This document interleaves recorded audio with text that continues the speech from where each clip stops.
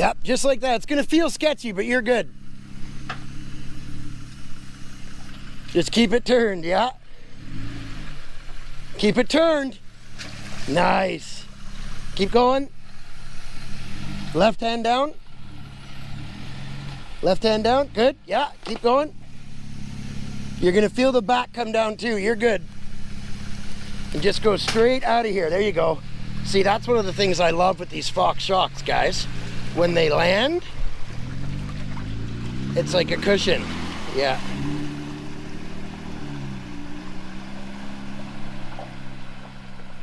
See, and this is literally only the second time Bobo's ever had to drive a vehicle off-road. Although, now I gotta figure out how I'm gonna get over there without ending up with a soaker. You gotta come back and get me! Forget that. Just back into it and I'll get in.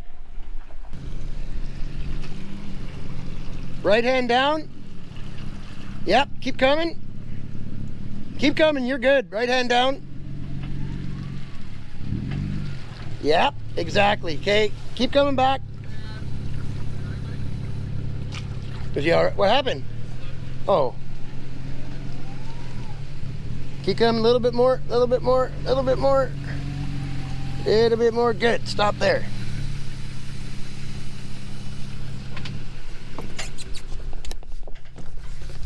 Go. The door won't open because of the bank. Go ahead and go. I got it.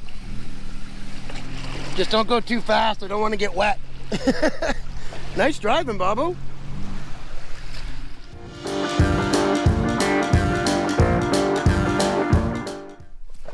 Welcome back, gang. Now, as you can see, we're out in the woods because we're in a Jeep Rubicon. Now, the last episode, obviously you can tell we're Jeep guys, not Bronco guys, but there is quite a few things that we're not really a big fan of on this Jeep. The first thing I want to do is give White Rock Dodge a massive shout out. Guys, if you're in BC, if you're anywhere, I have been to hundreds of dealerships. Uncle Bobo and I went to 10 trying to get treated like human beings and find a good Rubicon Jeep. Didn't happen until we got to White Rock Dodge. They're the only dealership I've ever been to, guys, that actually are honest. These guys have treated us like gold. So please, if you're looking for a vehicle, new or used, check out White Rock Dodge. You won't regret it. Now, back to this Jeep. Okay, it's a Jeep Rubicon. Obviously, we were shopping for a Jeep Rubicon, so yeah, we're gonna like it. But there's a few things I'm not really a big fan of. One, we had to take the bumper ends off in order to be able to use the Jeep properly. Now, that's a gripe, but in the same instance, they do make it easy to take them off. There's a couple other things too. You cannot, and I can't remember who left the comment, but if you're watching this video, you were right. I was wrong. You can't run the lockers independently, and you can't engage them unless you're in 4-low. Now, I haven't driven the new Ford Bronco yet, but I'm told that you can select the lockers in 4-wheel drive, period. And you can run the front or the back, or both. Here, you can only run all at the same time in 4-low.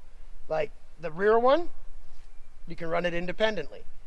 In order to have the front locker, it has to be in 4-low, and that one has to be engaged. So it'll only run the front with both of the lockers engaged. Well, if you've ever been in the bush and you've driven in the bush enough to realize that front locker independently can come in handy for doing what's called a front dig. You're stuck and you need to get the front of the vehicle over, it's a godsend. The other thing, well, there's 3 or 4 things for me, and Uncle Bob will tell you what his gripes as well. There's no protection on the diffs. They're just open. It doesn't have a skid plate underneath the diff. It doesn't have anything but a tin cover on the front and rear diffs. Now, they have improved the trailing arms and whatever you want to call them, the 4-link in the front. Much stronger than the previous generation. But it still is an auto disconnect axle. a Jeep Rubicon should come with manual hubs. Now, Ford did it on their Super Duties and a bunch of their trucks where you can run them locked in an auto. So say you know you're going to be in the snow, or you know you're going to be in the muck and might need four-wheel drive. Well, you can engage it. But out on the highway, you can't engage it, or can't disengage it, pardon me. You can't disengage it because there's no hubs. It has that silly central axle disconnect stuff. On a Jeep that's designed to handle 35 stock, that is a mistake. Moving on a little bit here. So the front diff is, to me, it's a Dana 44, okay? I believe they're called Dana M220. It's all in millimeters now. And while we are Canadian, let's be honest, I still think everything in imperial, miles an hour, pounds, you know. To give you an idea, I've lost 100 pounds since I was sick. I don't know how many kgs that is. But when it comes to speed, Canadians know what 15, 16, 70 kilometers is. Trust me, guys, you've got it easier in the States than you do here. Moving along. The front axle is beefy, okay? That's one thing it has way over the Bronco. So, and I said it last time, check out D-Boss Garage. He has the best new Bronco review because he does it from an enthusiast, mechanic, car guy perspective. The drag links on the Jeep here, plenty strong. They're braced from the factory. I wouldn't worry about wrecking them. There's not enough protection on the diff. I worry about hitting it and caving that tin cover in. Also, if you go back to the other video, and maybe we'll put a little clip in right here. I'll put it up here, and you can go back. I drove over one of our GoPros last time, and you can see underneath, there's no protection for the oil pan. So what if you drive on a stick, and it comes up and goes bang, and you're done? On a Ford Bronco, they have protection front to rear. On a Ford Bronco, they have rack and pinion steering with the smallest tie rod ends. I mean, they look like they're from a Suzuki. I don't know how you can run 35s with those spindly little tie rod ends. Now, the Bronco does have one option that this doesn't, that really is just a gimmick, guys. It's got this thing where it's like snow, sand, mud, like, it's just a gimmick. Two-wheel drive, four-wheel drive high, four-wheel drive low, four-wheel drive locked rear, four-wheel drive locked front and rear. I'd rather have that than a button. And I don't know if they all come with the electronic select for the T-case on a Bronco. This has a 4-to-1 rock track with a manual shifter. So you know what gear it's in. And yeah, sometimes it's a bit noisy, but you know it's positively engaged. What's the point in having a dial? Like, I want to know what's going on in that T-case. Same with, and Dodge has done it in other vehicles. Our 2017 1500 had it. The dial, absolutely the stupidest, dumbest thing I've ever seen on a sidecar. What's the matter with pulling a lever? Really? Instead, you got this and a whole bunch of wiring to deal with on a knob. That's why I like the 8-speed torque flight in this. It has an actual shifter. You bring it over into manual. Unlike some of the other ones, like my Cummins, it has the ability to shift at my choice. But if I go too quick in first, it'll shift by itself. This won't. You put it in manual mode and you have full control over what gear it's in. And trust me, snow, mud, whatever, that'll come in handy more than once. Back on the highway, click, back into drive, good to go. While I'm talking about the highway, for me, the fact that we can take this Jeep out and do stuff like this with it, and you're going to want to tune in on a few more episodes because while I love 35-inch BFG all-terrains, we got a surprise coming in the tire department. You can drive this thing anywhere out here and then get on the highway and drive it home. Back in the day, with Jeeps, you couldn't do that. You pushed it too hard, you'd have that death wobble. Not in this thing. Now, the reason why we have this Jeep parked like this, the Ford Bronco has independent front suspension. There is no way a factory independent suspension truck is going to do this. And this will go another 4 or 5 inches while keeping all 4 on the ground. Now, I've seen guys like Fred Williams and Dave Chappelle from Dirt Every Day build crazy independent front suspension rigs. But most people aren't builders. They want to be able to go buy something that's the most capable. How you can compare the capability of this Jeep to a Bronco with independent front suspension, like there's just no way it could follow this. That being said, there is a few more things. And I'm just going to be completely honest with you guys. I would always buy one of these. So would Bobo. But there's stuff we don't like. So, engine is great. It's a pig on fuel. If you buy a Jeep with a 3.6, you're going to be happy with the power, happy with the sound, and, well, not really the original sound. Well, here, I'll tell you what. I'll show you guys what we did to make it sound better, and then I'll come back. So what are you doing down there, Bobo? And with my Jeep, I'm getting rid of something and installing a new pipe. A new pipe. A new pipe. New pipe. Now, because it is after the catalytic converters, etc., resonators, whatever you want to call them, this is completely legal. So we have very few, if any, real complaints about the Jeep, gang. But one of them is we can't hear the damn thing. Pardon my French, but it is frustrating as HE double hockey sticks. Let me tell you. Because you're trying to, you know, drive by ear because you don't want to be looking down at the dash. So, Bobo's down there. It's really a really simple install. Let's see here. Here's the new part. See if I can get the part number here for you guys. Anybody out there with a Jeep? Here it is.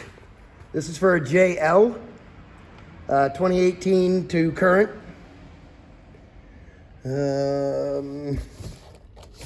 Is that the... Yep, there we go. Nice. Stainless steel. Looking good. So, it is basically just a new tailpipe. And it takes the place of that big god-awful muffler that's on the back of these things. Like, you're just asking to crush this or tear it off at some point. Absolute horrible spot to put it. But, simple solution, replace that whole getup with a nice stainless steel pipe. Hey, Bobo? Yeah, buddy. If Bobo ever manages to get it off. Yeah, it's on there. And no, we didn't get a shop. This is where Bobo works. And it's monsoon season here. So, if we want to do anything, even inside the shop gets wet. Well, it's because we had the door open all afternoon. And You almost rang your doorbell off that trailer hitch just yeah, then. no, I felt it. Woo! That was a close one. You got the impact, or are you doing it by hand? What are you doing? Oh, I see. Yeah, let's see if I can give you guys a look in here. You guys may notice it looks a little different. The GoPros are packed for our trip, so we won't be using them tonight because I forgot to bring it. So I'm filming with my iPhone, and well, it does a pretty good job. I'm trying to give him a look down there. Yeah, it's a little mucky. Yep. Well, this is where I'm glad I have my big buddy with me. Sit rep. It does come in handy to have a really big friend around. When you have bolts that you can't get. I think I'm gonna break it. We got a new clamp, so if it breaks, it breaks. You just wait till I get back to my normal strength. Yeah, watch out, everybody. Although I'm sliding around. I gotta figure out how to do it where I'm not sliding. I'll hang on to the Dano 44 here. Is it moving? Oh yeah, it's going. I'm Okay, just trying to find the right angle. I know, right? I got it moving, yeah. It's in the weirdest spot. It is. It's like, and I'm trying to make sure. Yeah, okay, so there isn't one on top. But yeah, I got her going. It's just, the creeper actually, it's hard when. I know when you're gonna wrench on some and you keep sliding. Yeah, I'd prefer to just break it, to be honest. But Somebody forgot to turn the compressor off.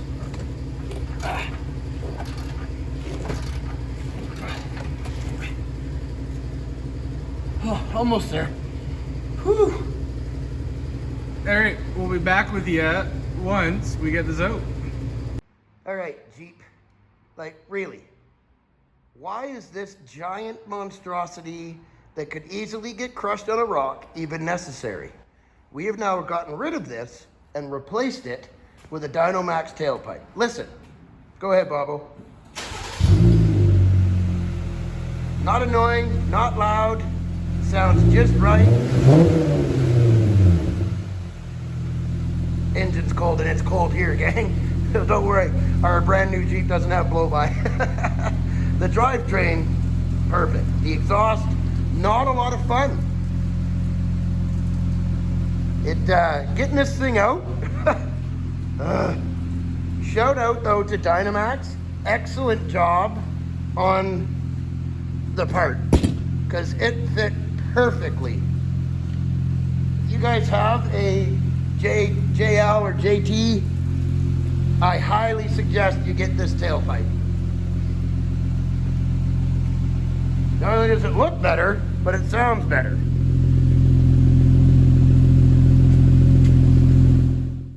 So, now that you see what we did to make it sound better, the stupidest thing on this Jeep was the muffler. What were they thinking? We're going to build a Jeep with dual lockers, dual 44s, factory 35-inch tires, a 4-to-1 T-case, and then we're going to put a muffler just out in the open at the back. It boggles my mind how the engineers that came up with the rest of this didn't think maybe I should put some factory protection under it. So that's why we got rid of it. So the 3.6 sounds amazing when you ditch the third muffler in the system and just run it on the one. It's just a great engine overall, but it's a pig on fuel. Don't expect to get good mileage out of it because you're not gonna. Super reliable, super strong, more than enough power, horrible on fuel. Now, the transmission, it's the same 8-speed torque flight that they put in a Dodge Ram 1500 with the 5.7 Hemi. No issues. It's gonna hold fine. Like, this is getting, well, you'll see what it's getting for tires, but I'm not worried about it, put it that way. Now, the factory options are great. Here's one of my biggest gripes about this. Say you've got an Optima battery, okay? Or a cold air kit, right? It don't matter if the Jeep's locked. They can still open the hood without any access to the interior. And alarm or no alarm, how long does it take with a pair of snips or a battery powered grinder to snip a couple things and get it out, right? It's that easy. Why Jeep would think it's a good idea to make it so you don't need to release it inside to lift the hood, I don't know. Mind-boggling. When the factory suspension, now this is a Recon, so I don't know exactly what comes on the other Rubicons, but my favorite thing about this suspension is when it drops down off the ledge, it lands and keeps you from like bouncing all over the place. The mirrors are stupid. These are asking to get destroyed. Flock shock's great, all that stuff underneath is great, but then who thought this would be a good idea? Like, they barely even fold in and they're not that much smaller. Check out KC250 on YouTube here. There'll be a link below in the description.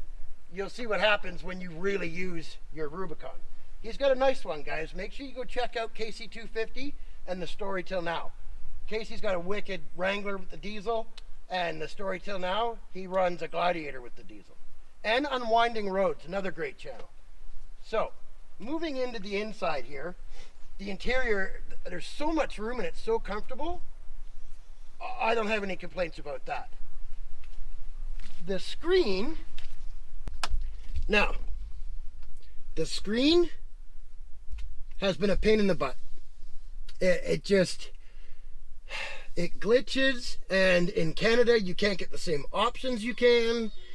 It is frustrating as all heck, guys. The rest of the interior, I love it. It's comfortable. Bobo's like 6'4". I'm only 6'1", 6 foot, but I'm a big dude still, even after losing all the weight, and there's more than enough room. We've been on long trips already in this thing, and it's comfortable. Like, you can't beat it. So I think that inside, they got the Bronco beat hands down. Now, keep in mind, I haven't driven a Bronco yet. I could be wrong. But how would you beat this design? It's amazing. The seats keep you in place. The stereo's mind-bogglingly good. Like, it's just crazy. And the styling, I think. Now, most of the time, styling is personal preference. Styling-wise, I think this thing has it. Bar none. That new Ford Bronco, I just don't know. But I was the same way with the new Ram when it came out, and now I like it. So we'll see what happens. Now, other than that, what was the other thing that I wasn't a big fan of? For me, it's the console. Yeah, that's right. With the auxiliary and the sway bar disconnect. Yeah, exactly. Thank you, Bobo. So if you guys look, the controls are all the way down there underneath everything, behind like the shifter. Why the heck did Jeep put it down there in the basement instead of up here somewhere? Like, you can easily see which one you'd change. Bobo had a better design idea. Well, I was thinking about it is why not the 12 volt DC and the media go down below and bring everything up. Yeah. But then people, not like us, would probably hit the wrong switch. True. So I think that's the reason why they did it. But it'd be nice to have the option. It would.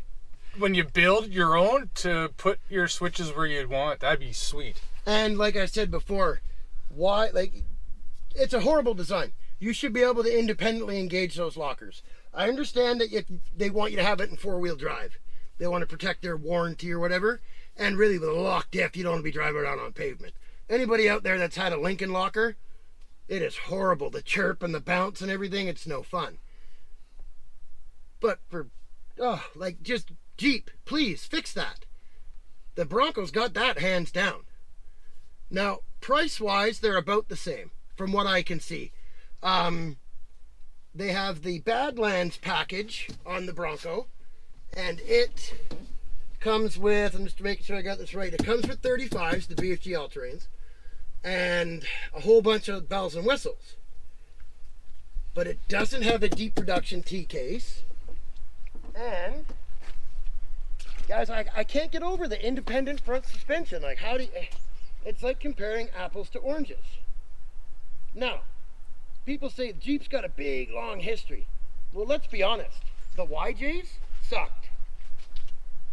Underdiffed, underpowered junk until you V8 swap it and do everything else to make it a trail rig. The goal now is for companies to make rigs that are ready to go. I don't believe that there is another truck or Jeep or SUV that you can buy from the factory right now that's as capable as this Jeep Rubicon is. So, if you compare from the factory, there is not another factory offered SUV 4x4 that could go the places this goes that's as capable. Yeah, I mean, Ford makes a Raptor. That thing's freaking awesome. Dodge makes the TRX. That thing's awesome too. They make the Power Wagon. Wicked. But it's not going to follow this thing where it goes. A lot of thought and engineering went into the suspension. It is stock. You try to take a Ford Bronco on this angle, like I said at the beginning, and you're going to be hanging that tire. So who knows at what point it's just going to lay over. And if you've got a 35-inch tire, if you've driven in the bush, you know what I'm about to explain here. You're doing a trail, and you know that that right front has dropped into in between two rocks. You know that your truck's got the power and capability to get out of it, but you can't get the wheel to turn.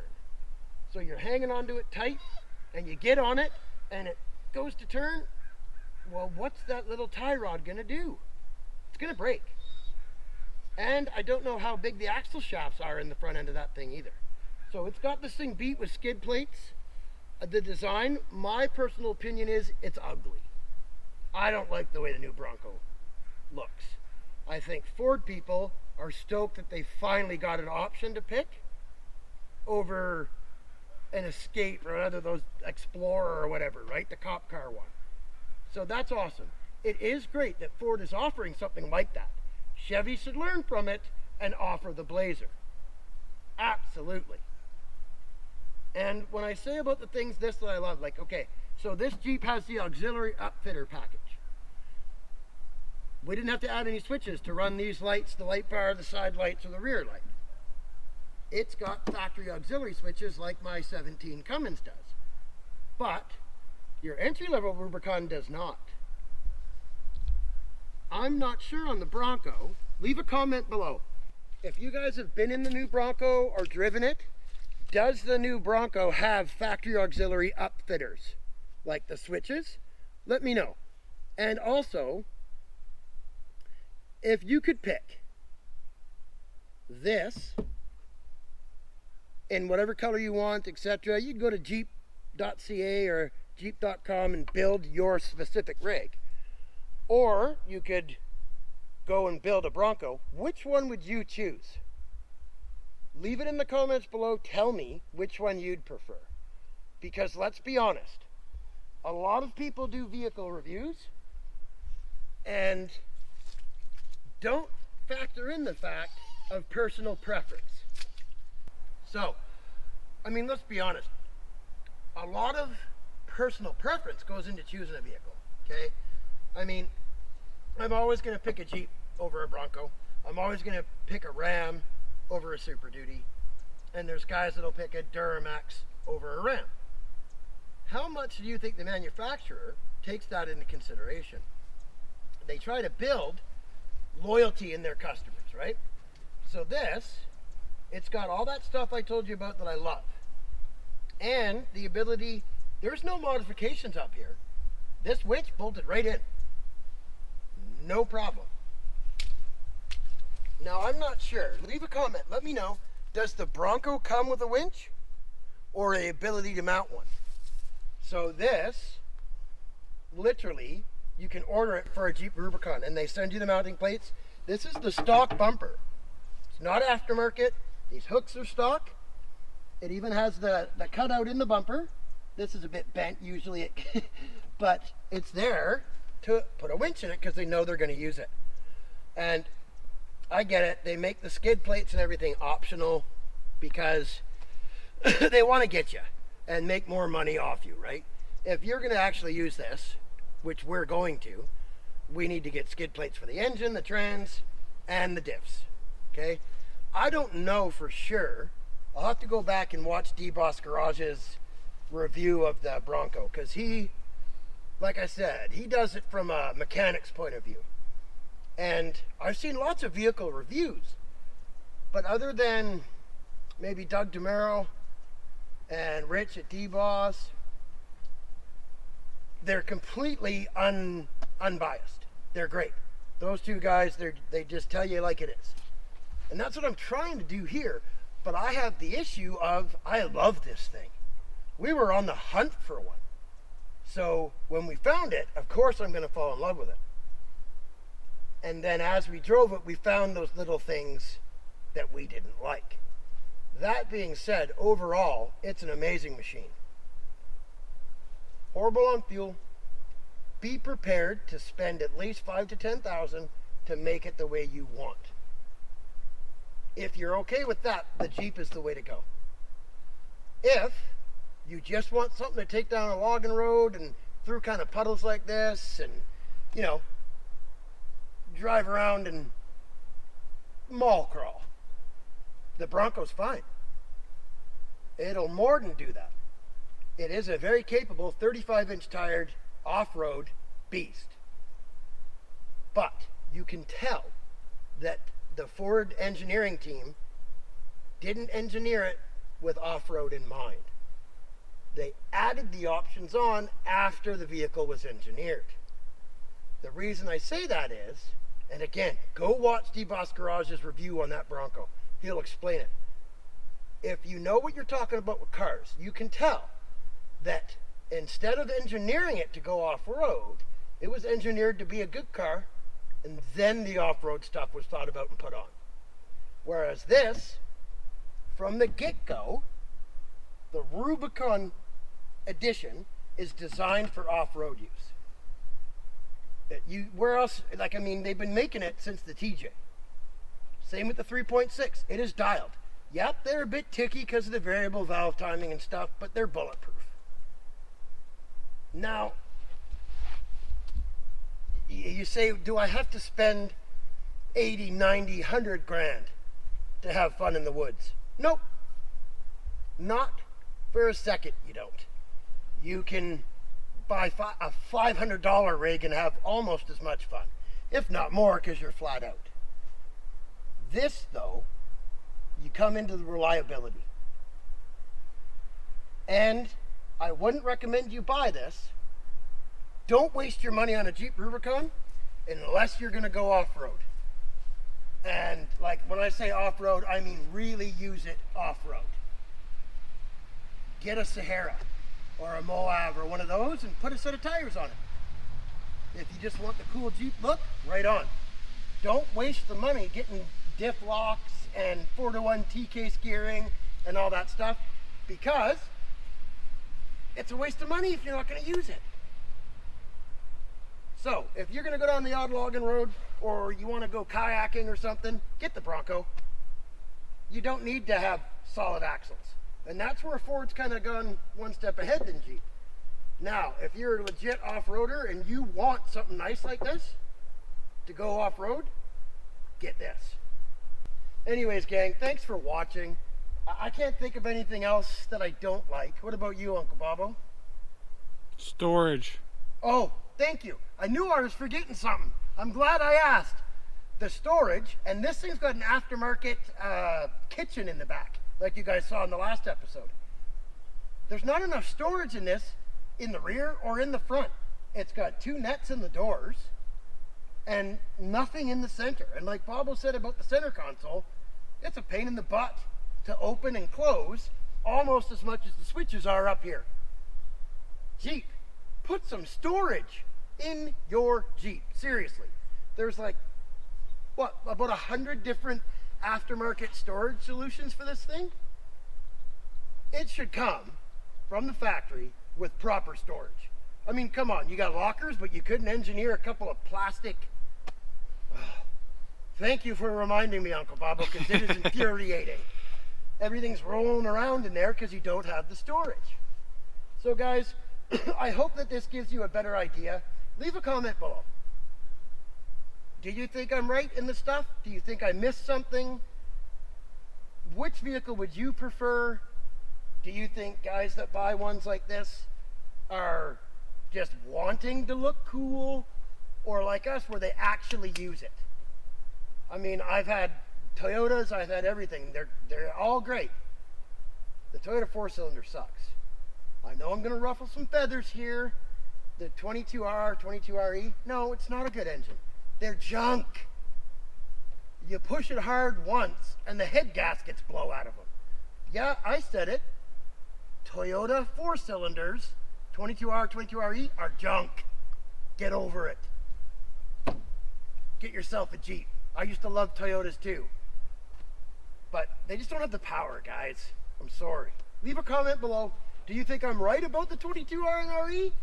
Or am I just being partial because I love Jeeps so much? Do you think you would want this one or a Ford Bronco? Or do you think it's all stupid because it's stupid to take an $80,000 or $90,000 vehicle off-road? For us, it's not. This thing will pay for itself in dividends. Uncle Bobo saved a freaking semi-truck, tanker truck with the winch the other day. Pulled him right out. Now he had to run snatch blocks and stuff, and unfortunately he didn't have a camera, but how do you put a price on that? Leave a comment. What do you think? Am I right? Is this the better vehicle? Or is the Bronco better? I think even with all the stuff I listed off, that this is far superior to that Bronco. Now I'm looking at it through a mechanic and car guy's eyes. And I'm going to use this in the bush. Let me know, if you're going to use it, which one's better. If you just want a new car that looks awesome, which one's better. Let me know. Thanks for watching, guys. Oh, by the way, when we first got up here, remember how I told you could have fun on the cheap? Watch this.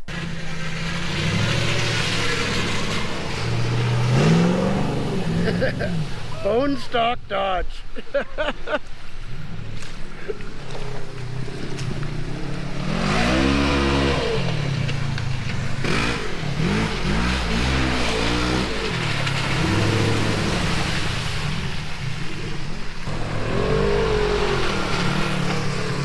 Stop there, yeah.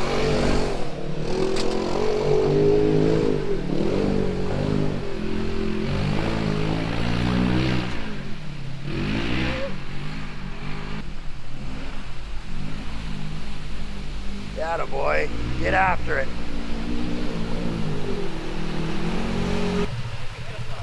How's it going? Good, man. How are you? Oh, I'm wet. Cold. Yeah, a little bit damp in that thing, hey? Just a little bit. Well, you're going to be featured on a YouTube channel now. Perfect. That's fast. I'll do it again then. Yeah, do it again for sure.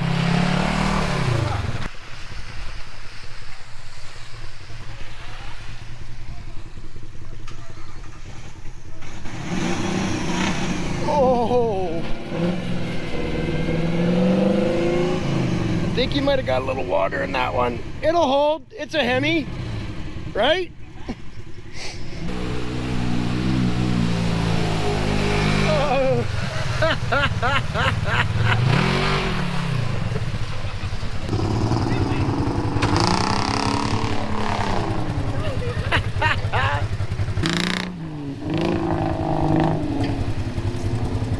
See, while brand new Rubicons are fun, you don't need that to have fun.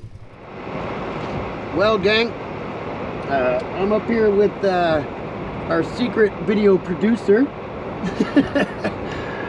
That I don't think you're gonna hear him talk, but so I am currently driving down the mountain in what is the slickest, what we call here on the coast, goose spit snow on the planet. And the problem is, Uncle Bobo's tires to replace these all-terrains, because that was part of the deal on buying the Jeep, was that they kept the 37-inch tires that were on it. We kept the rims. They threw a set of used 35-inch all-terrains on it for now. Well, we ordered a brand new set through Cal Tire, of course, for the 37-inch trail grappler, except for we made a mistake. This Jeep has 17-inch rims. We ordered 18-inch trail grapplers. So I came up here to use the phone because this is where we live streamed that day, and it climbed it all right, both lockers in. She was spinning a little bit, but the biggest problem is coming down a hill like this in this very, very slick snow. And I have learned many moons ago, if you make it to the top and you don't have really good tires, then you don't get any momentum coming down and you'll be all right. I also dropped the tires down to 15 pounds at the top of the hill.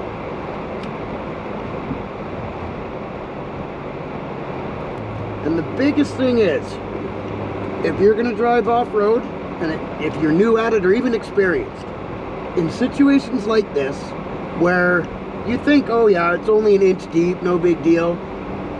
This is snow with rain on it, then the temperature dropped, then it snowed on it again, and now it's raining on it again, which turns it into grease. It's white grease, essentially. And when you don't have great tires, don't get momentum going.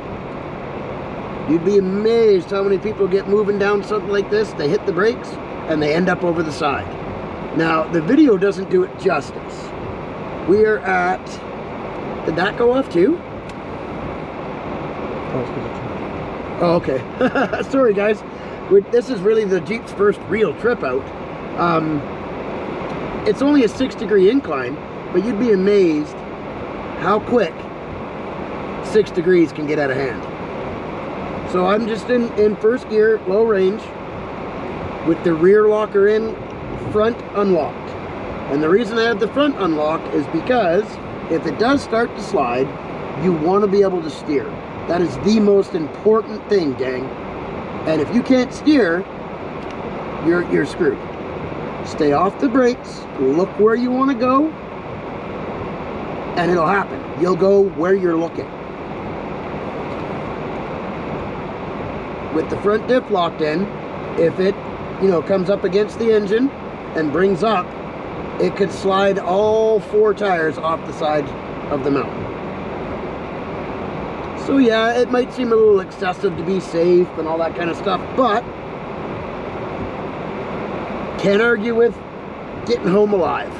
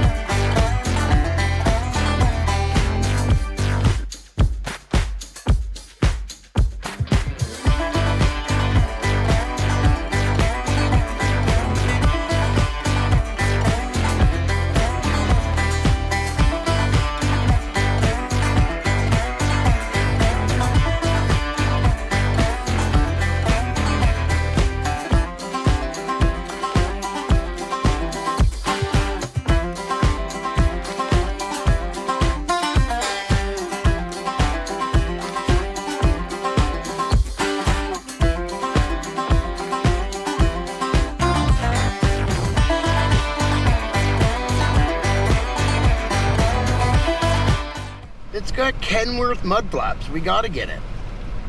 And it's got air in the tires. It's got to be drivable. It's got air in the tires. There's no glass in it. Well, let's check it out. Does it have an engine?